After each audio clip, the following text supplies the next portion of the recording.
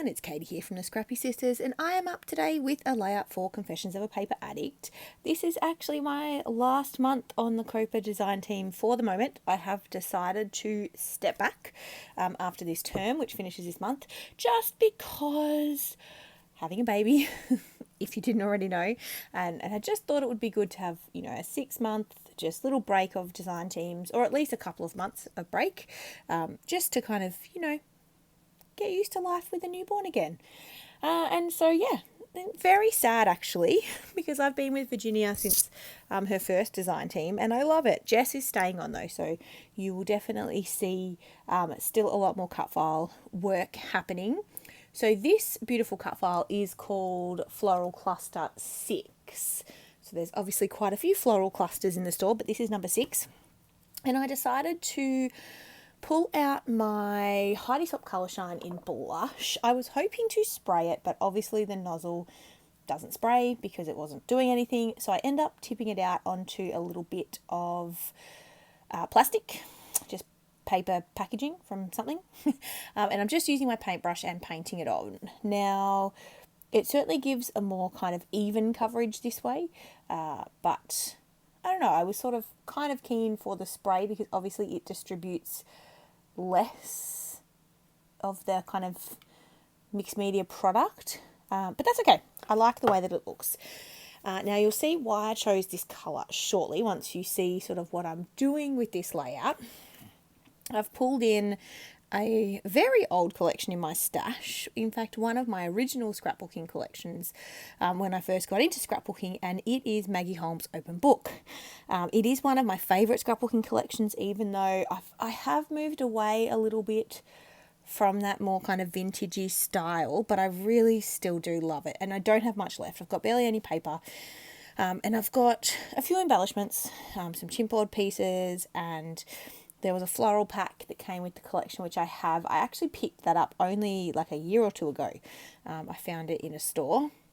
Thought I'd snaffle that. And I've got some stickers. The 6x12 sticker sheet.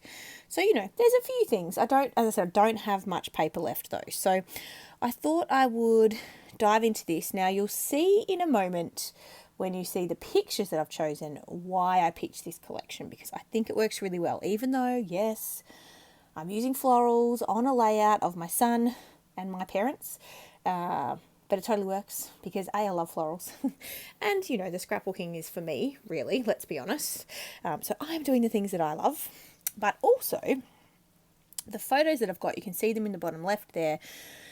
Lincoln is sitting on a toy rocker thing at one of the playgrounds, and he's got a hat on that is my father's, so his grandfather's, and it's one of those old school hats. I don't even know what you call them.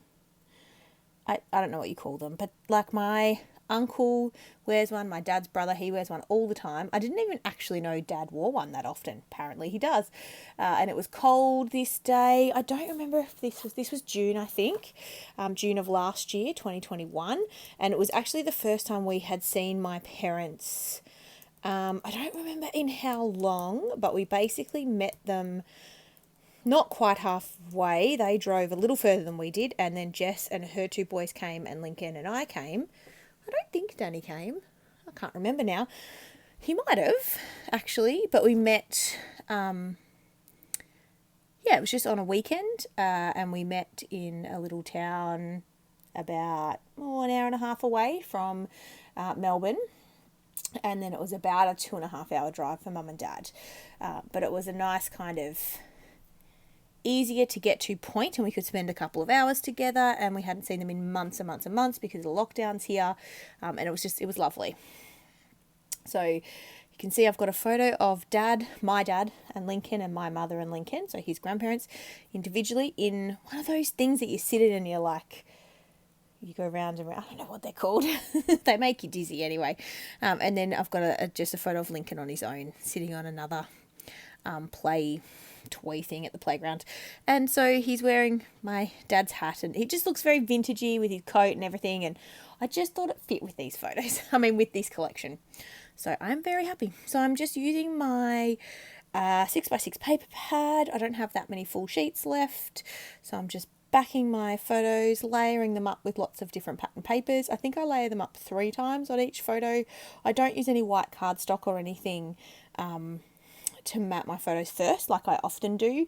And the reason why is because this Maggie Holmes collection, it's like a dirty white, and it's not cream, but it is like a dirty white and sort of off-white in her collection, like that very vintagey, like tea-stained sort of vibe. And I didn't want to use the plain white cardstock, which is also the reason I painted the cut files, because I didn't want them to be white. I didn't think it worked. So yeah, anyway, that is why I'm doing what I'm doing. Now, I guess it's also a good point to say you don't have to back cut files all the time if that's not your thing. Painting these cut files with the mist, took me about, 6 minutes or something. Would have been much quicker if I could just spray, if my mist bottle was working, but it really did not take long and it was very effective. I did have to leave it time to dry, particularly with painting on the mist from the mixed media. It did make the paper quite wet. So obviously I needed to wait for it to dry properly before I could stick it all down. But once I'd let it dry, which for me was overnight, but that was only because that's just what suited me at the time, we were good to go. And it was, I think, very effective. And it actually allowed me to layer my embellishments, which you'll see in a minute, how I chose to kind of layer them.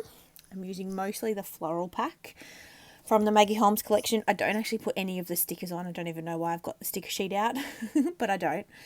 So I have popped up my middle photo on some foam, or if I haven't, I will. Here we go. I am popping up that middle photo on some foam. So that photo just of Lincoln, I'm going to pop up and have it on some foam as sort of the main photo. But I've obviously also got the other 2 photos flanking it. So I've decided to put my photos in the middle and then have my 2 exactly the same cut file. So it's just 2 copies of the Floral 6 cut file. And then you can sort of see like the top of the cut file at the top and then obviously the bottom of the cut file down the bottom. I didn't mirror them or anything, so they're not identical, if that makes sense.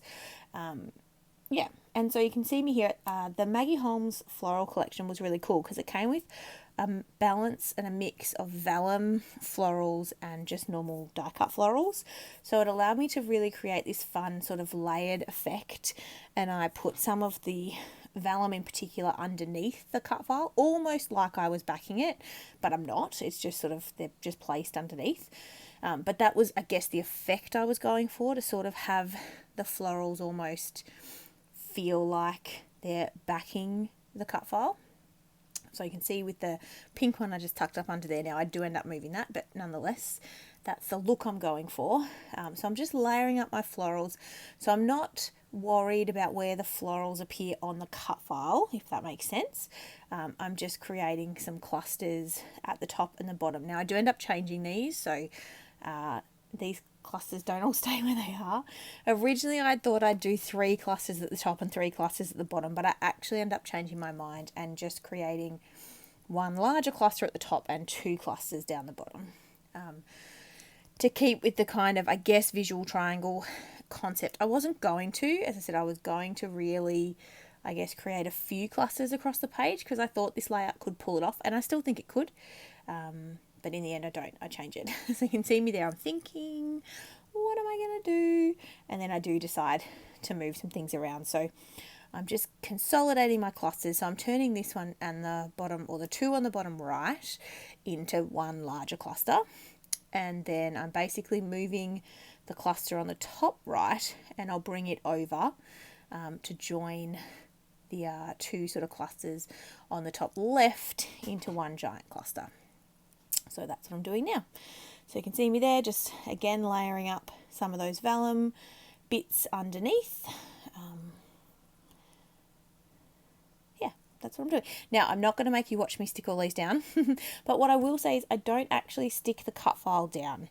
So I've left the cut file not stuck down, and I've just, as I've stuck the embellishments and the photos down, they are holding the cut file down, but I haven't actually stuck the cut file down specifically. So particularly where I don't have any embellishments, the cut file still has a bit of movement. Now, of course, this is going into an album, you know, it will flatten in the album, but nonetheless, it is there. It does have kind of that movement. It is a bit loose, so to speak, and I'm really happy with that design decision.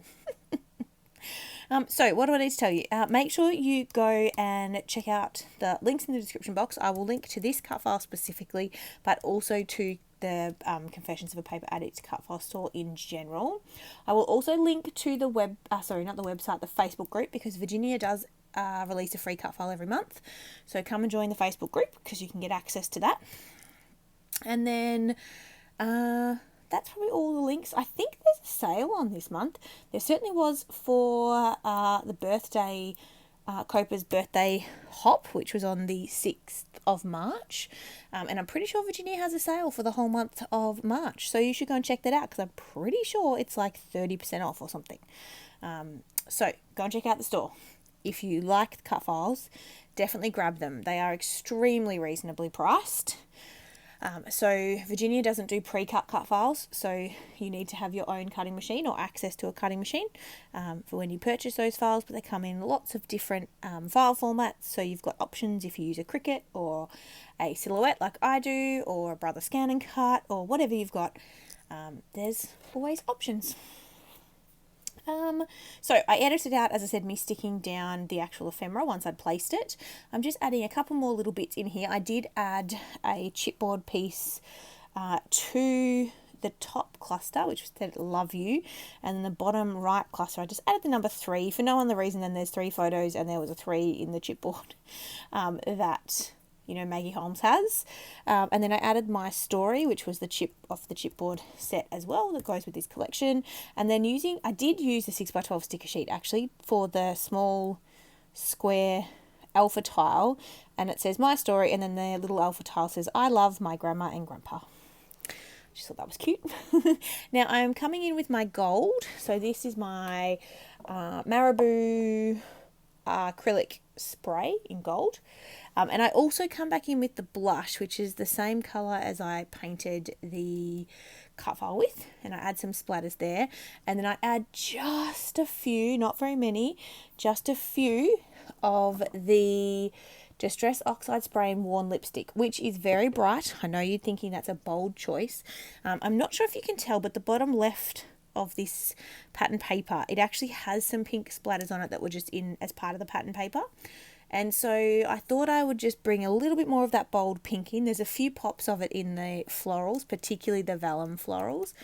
So I really just added a couple into a few spots. So you can see me here. Now this dries a lot lighter, or darker, sorry I should say.